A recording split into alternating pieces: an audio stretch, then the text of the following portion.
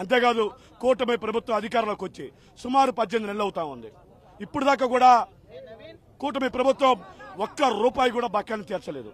సుమారు 7,800 కోట్ల రూపాయలు బకాయిలుంటే ఈరోజు నారా లోకేష్ గారు నిన్న విద్యా సంఘాలతో మాట్లాడుతున్నప్పుడు ఒక మాట అన్నాడు, మేము మా బకాయిలు మా గవర్నమెంట్ ఎటువంటి బకాయిలు లేవు, జగన్మోహన్ రెడ్డి గారు అధికారంలో ఉన్నప్పుడు 4,200 కోట్లు బకాయిలు పెట్టాడని చెప్పి విద్యా సంఘాలతో మాట్లాడుతున్నాడు. అయ్యా నారా లోకేష్ గారు, ఈ రోజు మీకు ఒక్కటే సవాల్ విసురుతున్నా, మీకు ఈ యొక్క దమ్ముని మీరు స్వీకరించండి.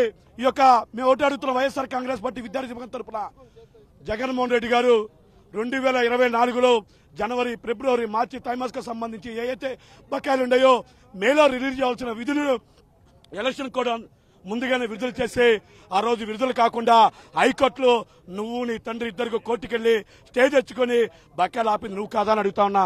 ఇప్పటికే నేను ఒకటే హెచ్చరిస్తా ఉన్నా, వైఎస్ఆర్ కాంగ్రెస్ విద్యార్థి విభాగం పోరుబాటు పట్టకముందే, ఈ ఉధృత కాకముందే ఏదైతే పెండింగ్ లో ఉండే బకాయిలను వెంటనే విడుదల చేయాలని చెప్పేసి ఈరోజు డిమాండ్ చేస్తా ఉన్నాం.